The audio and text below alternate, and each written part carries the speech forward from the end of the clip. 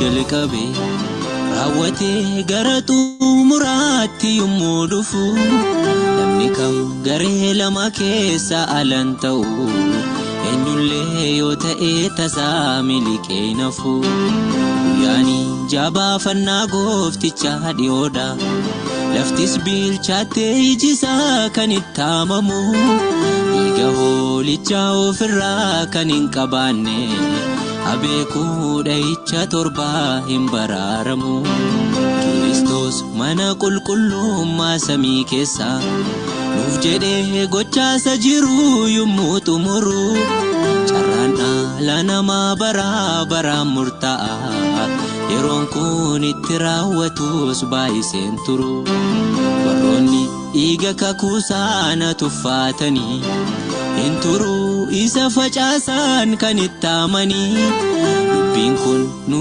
ilaallata kottaa of qorraa utuu raajiin caafamee nutti raawwatinii.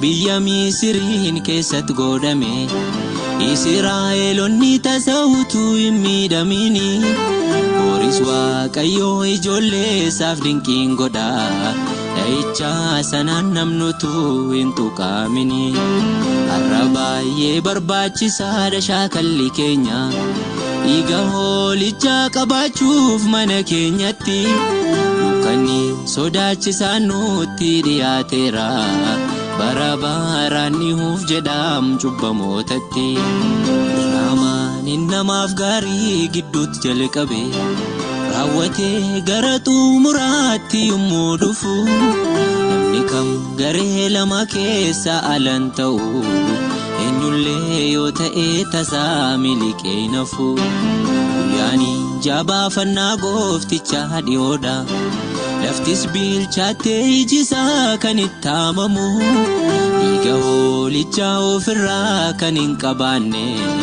abeekuu dha'icha torbaa hin baraaramu.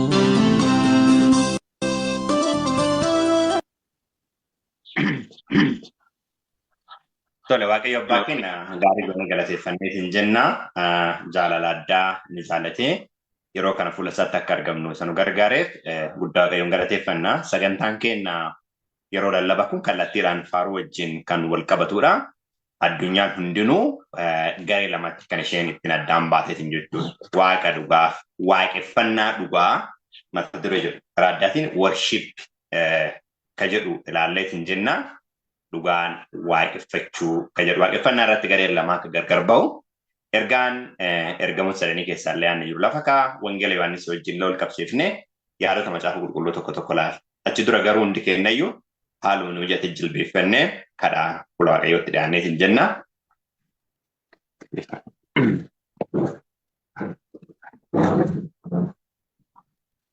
Guddaa si galateeffannaa ulfina addaan fo'ame si dhiyeessin abbaa keenna dhugamaan jaalala ati nuuf goote addaa sammuu keenyaan tilmaamamee hin danda'u ilma kee tokkocha dabarsitee nu kennitu samii duwwaa goote qooddattoota carraa kanaa ta'anillee hafuura ilma kee nuu kennuun ilmaan kee nu godhatte kanaaf abbaa jennee si waamanna wallaala keenya keessatti akka nu barsiiftuuf dadhabina keenya keessa akka nu jabeessituuf qaawwanamummaa keenya ofii keetti akka guuttuuf dhugamaan yeroo kana yeroo si mariisifneetiin jennu dhugaa dubbii kan keetii yeroo dubbifanneetiin jennu sagalee kee akka ta'etti akka fudhannuuf nu gargaari akka nama si dhagaaruuti waan barraa'e akkasumatti akka fudhannuuf humna nuu ta'e afaan yeroo keenya irratti ati moo'e barri jireenya keenyaa siin haa raawwatu yoo dubbannu yoo kadhannu yoo faarsinu yoo deebinu yoo galluu karaa hundumaa ilma kee mul'isuu akka dandeenyuuf nu gargaari afaan yeroo keenya irratti ati moo'e fedha kee raawwatu ammallee nu eebbisi maqaa tokkocha ilma kee maqaa gooftaa Kiristoos kadhanna abbaa ameen.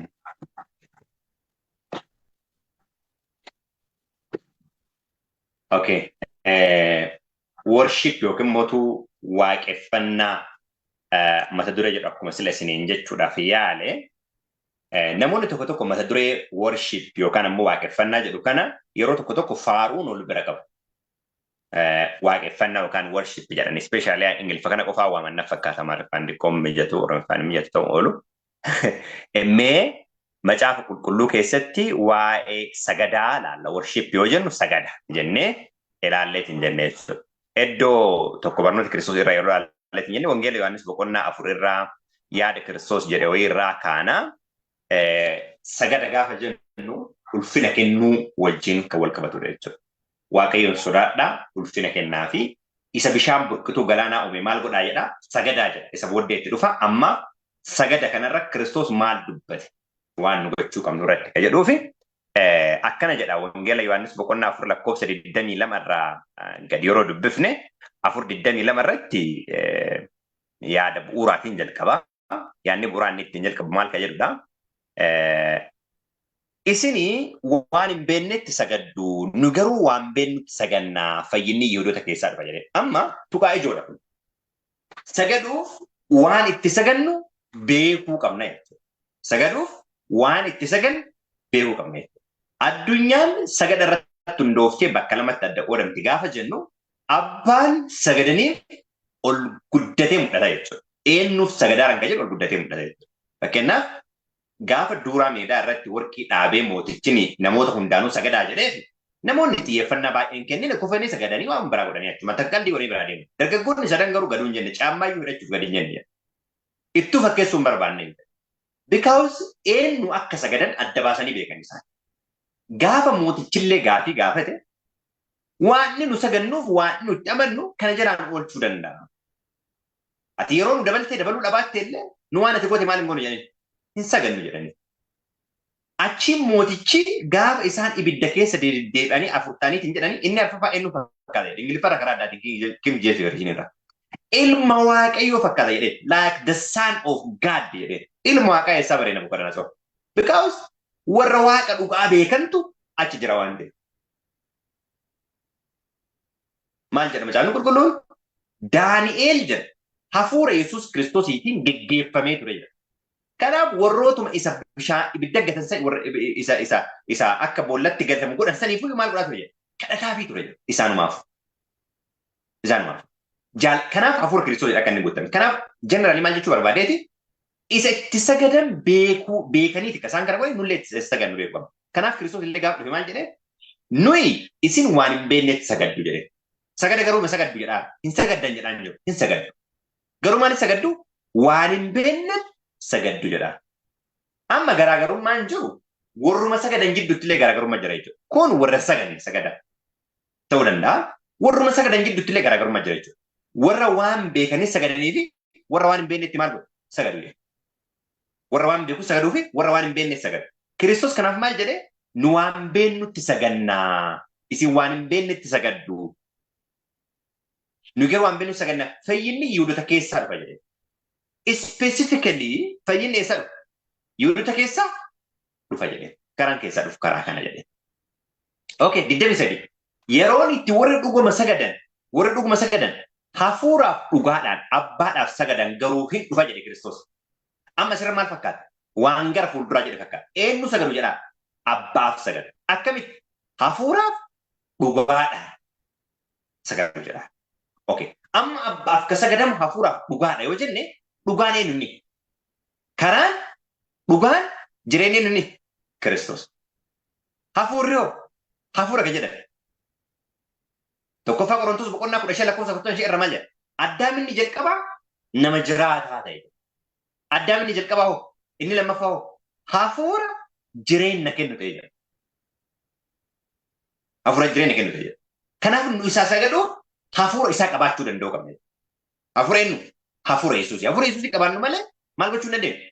Sagaduu hin dandeenyu. Dhugaa isa ta'e Yesuus nu beekuu hin dandeenyu. Kanaaf Roomee 8:16 irratti hafuurri keenya hafuura isaa wajjin walii gala kan jedhu sagada keenya keessatti iddoo guddaa qaba. Sagada dhugaa kan gochuu dandeenyu kana qofa akka ta'e arginee hin jenneen. Kanaaf maal jedhaa? Hafuura dhugaadhaan abbaaf sagadan garuu inni sammumayyuu ga'eera jedheen. Hafuura qulqulluu yeroo dubbatan namoonni fakkeenyaaf hafuura qulqulluu qaama biraati jedhanii yeroo dubbatan Kiristoos gara samii gaafa deemu maal isin erga jedhu? Jajjabeessaa kan biraa Hafuura qulqulluu isinii ergaa. Kiristoos ol deemuu qaba hafuura qulqulluu kennamuudha. Okay. Wangeela Yohaannis 4:23 irra maal jedhaa Kiristoos? Gana jedhaara. Gaafa hafuura qulqulluu fudhatan jedhaara. Inni ammumayyuu ga'eera jedhaara. Amma jechuun yeroo dubartittii isa wajjin jiru iyyuu dubbichi maal godheera? Ga'eera. Kanaaf dubartittiin hafuura dhugaadhaa sagaluu dandeetti? Eeyyee. Yoo inni fudhate, yoo Kiristoos hin fudhate, hafuurri isii hafuura Kiristoos wajjin yoo walii gale sagada dhugaa karaa Kiristoos abbaaf dhiyeessuu hin dandeetti jechuudha. Nu an beenu saganna jedhee. Kanaaf ka sagada inni beenu jedhaa. Abbaadhaaf sagaduu jedhaa. Abbaadhaaf immoo ka sagada maaliif? Hafuura dhugaadha. Kiristoosin fudhachuudhaan karaa Kiristoosi hafuura Kiristoositti maal ta'uudhaan guutamuudhaan. Hafuura dhugaadhaan isaaf sagadu jedha. Isaaf sagadu jedha. Kanaaf lakkoofsa 20 maal jedha? Waaqayyo hafuura. Kana jechuun Yihuudattillee Samaariyaattillee iddoo kamittuu kan maal ta'e miti.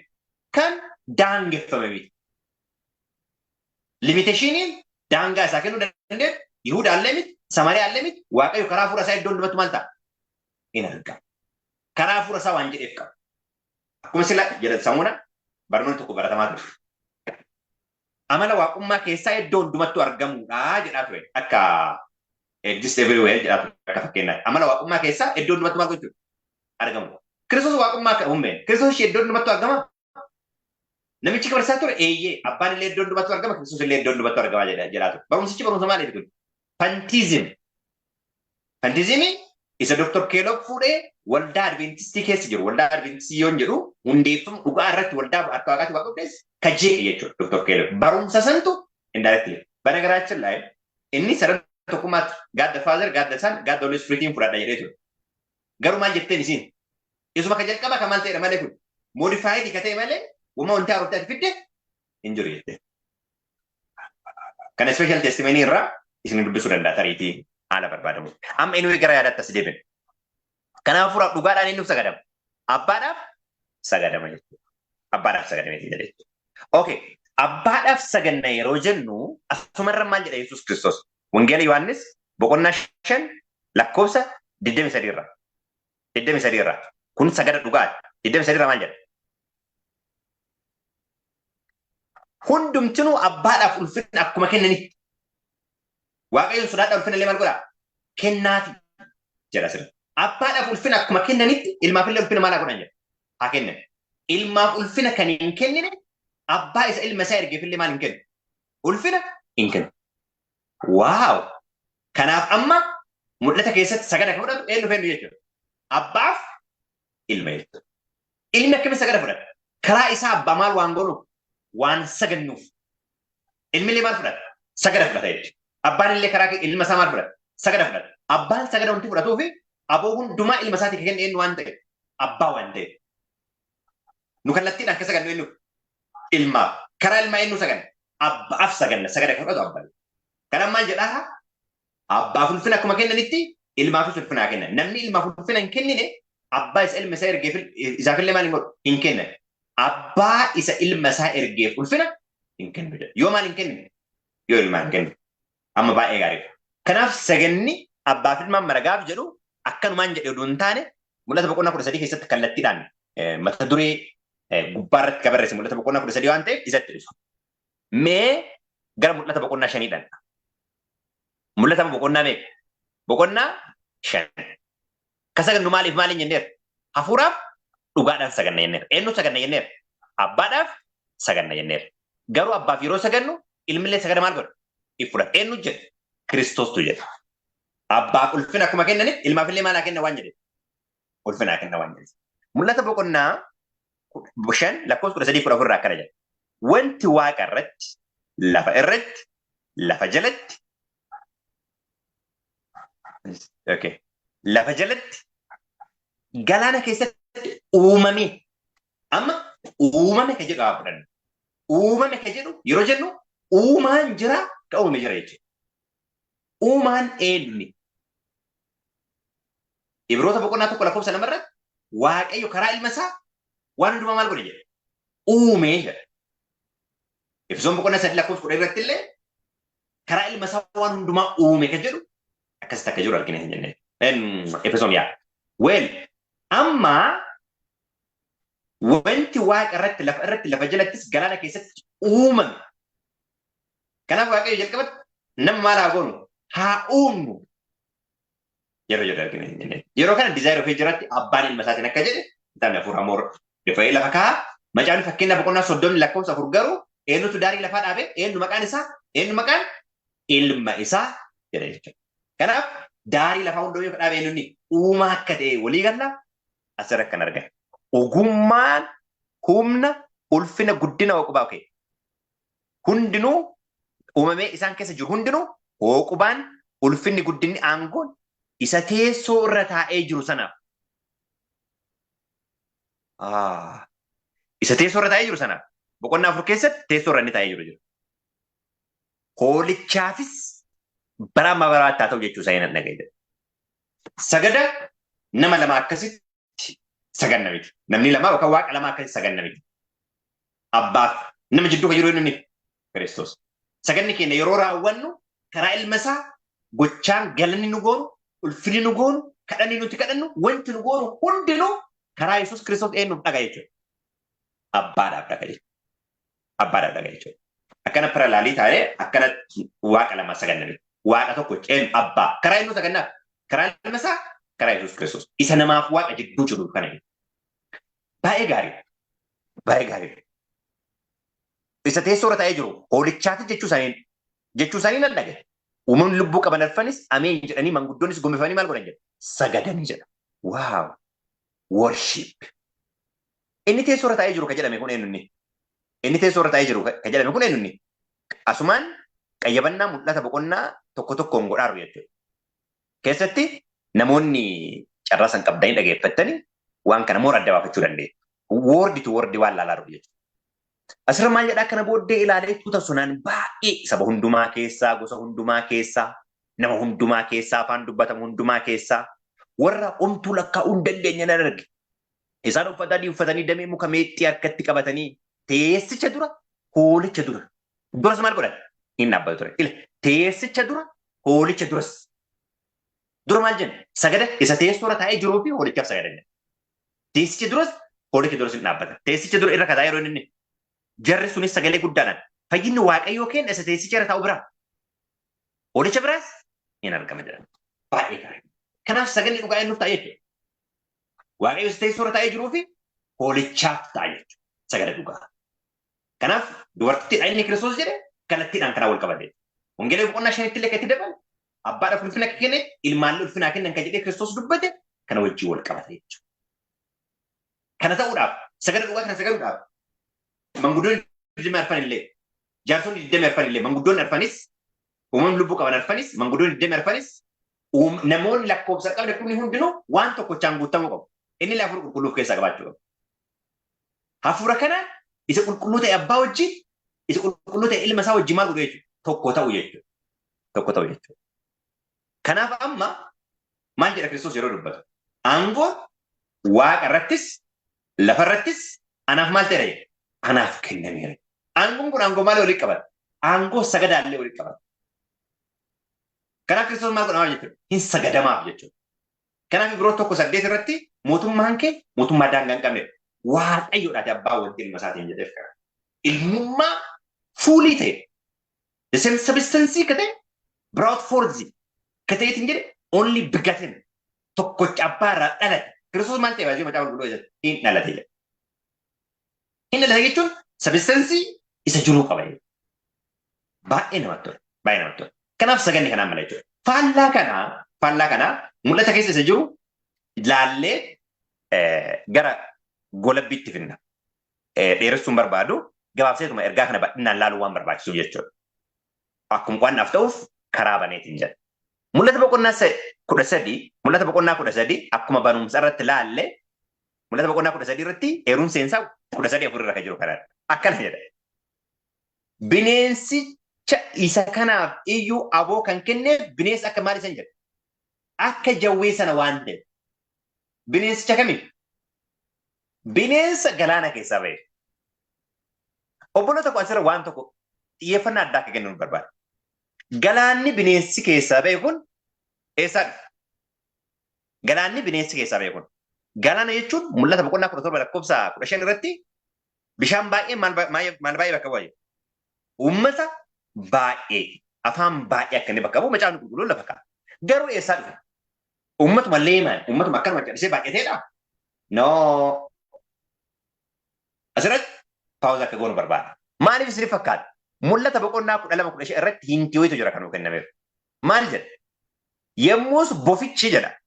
Bineensichi inni duraa jawween sun jechuudha. Bofichi bishaan lola'ee akka dubartii haree adeemuuf dugda ishee duubaan akkuma isa laga yaa'uutti afaan isaa keessa maal godhe? Duukaa gadi naqe. Bishaanichi garuu dubartittii maal hin goone? Illee qimsine. Sababni isaa lafti ishee maal goote waan ta'eef? Gargaarte waan ta'eef. Lafa jechuun lafa uummanni baay'een irra diskees riipoppileetii gadee jechuudha. Okay. Bishaan afaan jawwichaa keessaa gadi naqame kana keessaa bineensi maal godhe? Baye. Kana jechuun bineensi kun eenyuun keessaa bahe jechuudha. Jawwicha keessaa bahe jechuudha. Doktoriiniin isaa eenyummaan isaa kompiliitilii doktoriinii jawwichaa wajjin kan wal qabate. Kanaaf Kiristoos yeroo dubbatu maal jedha? An barnoota kiyya ofii kiyyarraa kan fudhee waan tokko illee maal hin godhu? Hin dubbatu. Hundinuu kan eenyu jedhee kan abbaati. Konnekshiiniin isaaf abbaa jidduu jiru kana abbaan aboo hundumayyuu kan kenneef isaa waan ta'eef. Okay. Amma ammoo asirra maal jedhaa? Bineensicha kanaaf bineensicha kanaan keessa bahe aboo kan kenneef eenyu ni jedhaa? Jawwicha. Kanaaf akkana jedhaa waan isaa jaabeenni. Waan ta'eef namoonni isaaf hin sagadan. Eenyu? Jawwicha. Akkasumas immoo bineensa isa kanaafis maal godhan? Hin sagadan. Eenyutu bineensicha kana bineensicha kana ta'a? Eenyutu bineensicha loluu danda'a jedhan. Okay. Eenyutu bineensicha loluu danda'a? Filla fi yookaan immoo fuulduratti kallattiidhaan bineensicha kanatu maal godha jechuudha? Sirna sagadaa kana fudhata. Inni kun eenyuni? Aangoo mootummaatii fi amantii walitti qabee kan bulchu yookaan immoo kan bakka tokkotti mirgi godhu sirna Phaaphaasizimii. Phaaphaal siisteemiin lafa kanarratti maal bakka weetiin jedha jechuudha kallattiidhaan. Maal bakka weetiin jedha? Jawwicha bakka bu'a. Doktoriin isaa waan bakka of eegamu jechuudha. Kanaaf kan sagadamu eenyu sagada? Jawwichaa fi bineensi yookaan immoo bineensicha sanii fi bifa fakkeenya isaatiif sagadamee jedha. Sagadamee jedha. Kanaaf mul'anni boqonnaa 14 irratti ergaan jiru eenyuuf akka sagadamu kiliruu lafa kaa'ee jechuudha. By the way, bineensi lafa keessaa bahu sagadan barbaadu. Sagadan barbaadu. Eenyuuf akka sagadamu godha? Bineensicha isa madaa'e san akka fayyu godha. Tokkoffaa. Bineensi isa fayyisan isa madaa'e san boqonnaa lakkoofsa 4 irratti galchine irratti ilaalla. Bineensichi kun maal ta'e? Hin madaa'e jedha. Bineensa madaa'e kana deebi'ee ka fayyisu bineensa isa ba'e. Bineensa isa lafa keessaa ba'edha. Bineensi lafa keessaa ba'e kun maal jedhama? Bineensa kan biraa jedhama. Kiristoos gaafa furu qulqulluu isin erga maal jedhama? Jajjabeessa kan biraa jedhama. Jajjabeessa inni dhugaa dhala namaa jajjabeessu eenyu qofa. Yesuus Kiristoosiin qofa eenyullee jajjabeessa akka isaan jedhu. Dhala namaa kan beeku isa waan ta'eef. Jajjabeessa kan biraa kan yoo jedhu Kiristoos bifa biraatti jechuudha. Yookaan immoo hafuura isaa jechuudha. Hafuura isaa jechuudha. Karaa biraatiin bineensichi madaa'e inni galaana keessa ba'ellee bifa biraatiin hoolaa fakkaatee amala ofii jijjiiree innummaan sun ofii jijjiiree maal ta'ee jechuudha. Bineensa lafa keessaa ba'e. Bana garaachin laa'e qara maal jenne sila yeroo dubbatu. Lafti dubartittii gargaartan jenne boqonnaa 12 irratti. Lafti dubartittii maal godhu? Gargaarti. Gargaarti. Maal gochuudhaan? Bishaan limsuudhaan. Kana jechuun uummanni baay'een sirna doktoriinii sobaa kana maal hin goone jechuudha. Hin fudhanne jechuudha. Waaw! Doktoriinii kana maal hin goone? Hin fudhanne jechuudha. Sababni isaa bishaanichi afaan jawwichaatti gajjige kaa. Bishaanichi kan uummanni baay'een isaan achi kaa. Uummanni baay'een warra doktoriinii kana fudhate. Lafti hoo doktoriinii kana maal hin goone? Hin fudhanne. Kana jechuun dubartittii maal godhe? Gargaara. The next step is several. Stepin itti aanu baay'ee ulfaata. Achi keessa maaltu beekamu? Bineensa bifa biraatu. Waan nama gaddisiisu yeroo dubbatu akka eenyu dubbata. Akka jawwichaa. Akka jawwichaa dubbata. Dubbii isaa waan ta'eef. Hafuura qulqulluu eenyu biraa dhufu. Abbaa irraa dhufu. Karaa eenyu? Karaa ilma isaa. Bineensi lafa keessaa bahee hoo akka jawwee dubbata. Garuu maal jedhama? Bineensa jedhama. Bineensa isa kan biraa jedhama kana keessaa immoo. Sagada ofii hin barbaadu. Eenyuuf akka sagadamu godhu? Bineensa isa madaan isaa deebi'ee fayyoo akka sagadamu godhu. Hafuura qulqulluu maal hin goone obboloota koo? Hin sagadu. Kattiin sagannu iyyuu maali waan ta'eef? Hafuuraan guutamne hafuura isaatiin guutamne sagannu. Addunyaa hundumayyuu akka By the way, sirna adda adda baasuu kan eenyutu xinsisa isaa kaa'ee jechuudha. Seexanatu kaa'ee diizaayinii kana. Ajandaa seexana kana fuudhanii ka dhugaa keessa illee galchanii ka isaa irra walii galaniin waaqeffannaa jedha namni fayyaalessiisa. Isaa irra walii galan abboonni amantii jedhanii kana keessa godhaansinos gubbaarra ta'ee inni murteesse. Paagaanii kan murteesse namni waan mootu akkasuma ibsuu hin danda'u garuu akkasuma amanna jedha. Dubbiin nama hagana kana nama ulfaate dubbiin waaqaa garuu salphaa ta'e beekanaaf kana jedhe dhugaa waaqaa. Kanamaa ammoo kanaaf kana jedhe hin jedhan. Obbolo tokko dhimmi sagadaa dhimma addunyaa bakka lamatti adda baasu. Jaalanne jechuun illee. Eenyuuf sagannaa adda baafnee beeku. Ergaan nu qabannee addunyaa deemaa jiru ergaa ergamuu sadanii. Ergaa ergamuu sadanii keessaa isa bishaan burkutuu galaaname maal godhaa? Sagadaa jedhu. Isa adda baafnee yoo hin beekne ergaa keenya qabannee addunyaa dhaqqabuu hin dandeenye. Ergaan nu addunyaa biraan baanullee konfiyuuzhinii ta'a. By the way, mul'ata hin beekamne icciita oduu hin taane mul'ata waaqayyoo. Mul'ata waaqayyoo. Sababni isaa mul'anni tokko maal waan jedhu. Kun mul'ata Yesuus Kiristoosiiti jedha. Yesuus Kiristoos immoo abbaan kan ittiin mul'ate karaa Yesuus. Kanaan mul'anni akkuma jiru mul'ata eenyu? Mul'ata waaqaa. Waa'ee waaqummaa kiliirii nama beeku waa'ee bira maal hojjechuu danda'a? Dubbachuu danda'a. Uduu waa'ee waaqummaa dubbatee waa'ee mul'ata bineensichi jawwata jette hiika qabu nama sodaachisuu addaa irra darbee hin jedhee malee. Kanaaf dhimmi waaqeffannaa dhimma addunyaa bakka lamatti adda godhu. Bineensichi galaana keessaa bahe aboo isaa, aangoo isaa, teessoo isaa jawwicharraa argate. Kiristoos aboo isaa, aangoo isaa waan hundumaa abbicharraa argate. Bineensi galaana keessaa bahe kun jawwicha keessaa bahe. Sababni isaa dooktoriinii inni irratti hundaa'e eessa keessa madde waan ta'eef. Jawwicha keessa uummanni jawwicha keessa bahe inni illee achi keessa bahe. Kiristoos an abbaa keessaa bahe dhufee jira. Waan nama dhibee dhibne Kiristoos mul'ata boqonnaa 5:7 irratti baay'ee jedha. Gaafa meeqa jedha? Gaafa 7 qaba jedha. Ka bineensicha galaana keessaa bahe hoo? Gaafa 10 qaba. Gaafa 10 keessa 3 maal ta'e? Hin buqqee. Maa buqqee? Dooktorii isa wajjin walii gala fudhachuu dha. Waa! Kanaaf 7.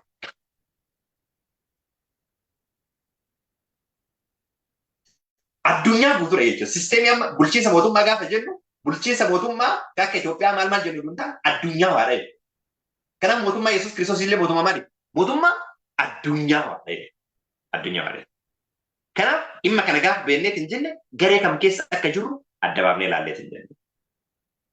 Kanaaf isa waaqeffattan adda baasaatii filadhaa. Kanarra waan baay'ee dheeraa dubbachuu danda'a. Garuu jesti gabaa akkuma gara qo'annaa nu affeereet hin jedhu jechuudha. Kanaaf guyyaa waaqeffannaa dhugaa adda baafnee beekama. Waaqeffannaa maal of keessa qaban? Kadhata of keessa qaban. Kadhata yeroo kadhannu akkamitti kadhannu? Dhiyeenna kana iddoo ciraawee dhaqee ture. Achi faaruu faarsaa turan. Faaruun faarsaa turan waa'ee galataati. Achi maal jedhaa turanii? Abbaallee galataa, ilmaallee galataa, hafuuraa qulqulluullee galataa. Jedhaa faarsaa turanii. Anyway, namni waan san dubbateef warri faarsullee uggiinsa guddaa karagaa barraa'e irratti nu hundoofne garuu uggiinsa guddaadha. Kadhannu abbaa. Galatallee ka galchinu feenu inni abbaaf galchin. Karaa eenyu? Karaa ilma isaa karaa Yesuus Kiristoos. Qolaasiyaas boqonnaa 3:17 akkana jedha. Dubbiidhaan yookiis gochaadhaan wanti nuti isin hojjettan hundinuu maqaa eenyuutiin haa ta'u jedha. Maqaa gooftaa Yesuus Kiristoosiitiin haa ta'u. Isumaanis illee Waaqayyo abbaadhaaf maal godha jedha? Galata dhiyeessaa jedha. Isumaan eenyuuf galata dhiyeessaa? Abbaadhaaf galata dhiyeessaa. Galanni dhiyeessu maal jechuudha? Sagada. Sagada. Kanaaf saganni keenya waan goonu hundumayyuu karaa Yesuus Kiristoosii abbaaf dhiyeessina jedha. Kun qajeelfama macaafa qulqulluuti. Qajeelfama macaafa qulqulluuti. Jechuun waa jechuu barbaadee ture. Anyway, booda laaggochuun barbaachisaadha. Efesoon boqonnaa 5 lakkoofsa 20 irraa akkana jedha. 5:20 irraa akkana jedha. Maal jedhaa? Wannumti isin gootan yeroodhuma hundumaa waanuma hundumaafuu maqaa gooftaa keenya Yesuus Kiristoosiin Waaqayyo abbaadhaaf galata galchaa. Yeroo kana dubbadhu fuulli kiyyallee yoo baay'ee ol fuullee fakkaate keessi kiyya baay'ee na dhagamaati. Namoota kana jedhaaraniifis haala ittiin uggiinsaan namoonni kana dubbataniifis dhugaadhaan illee akkasuma namoonni kuwan illee wallaala keessa akka jiru yookaan immoo wallaala keessa akka turellee beekamaadha. Waaqayyo sammuu keenya nu haa ibsu. Kadhanni karaa gooftaa Yesuus Kiristoos abbaaf hin dhiyaanne maal jedhaa? It is abomination. Abomination jechuun maal jechuudha? Irkus xuraa'aa jechuudha. Abbaan qurgeeffachuu barbaadu oolee ilma isaa qofaadha. Kanaaf sagada dhugaa sagannee abbaadhaaf karaa ilma isaa sagada dhugaa warra dhiyeessan akka taanu Waaqayyo kadha keenya nuuf haa eebbisu. Eebbifamaa sanbata gammachuu bifa kanaan fakkaatu yeroo biraallee walitti deebina. Yeroo eebbaa qabaadhaa kadhata goonee goolamna. Kadhatu. Jaalattetu addaa kennaa karaa ilma keetiin nuu kennitu seenaa addaa hojjete lafarratti. Kanaaf nama taanee nullee abbaa jennee si waamna. Dhugamaan ergaa dhugaa baranneef ulfaadha. Sii sagaduu barbaannaa dhugaaf hafuuraan. Addunyummaatti adda cinnee cubbuu nu dhiisuu qofa osoo hin taane yeroo hundumaa humna cubbuu muullee sirraa argannee akka Phaawulos uggeessaan nullee waan dhugoonni dubbatan akka dubbannuuf nu gargaara.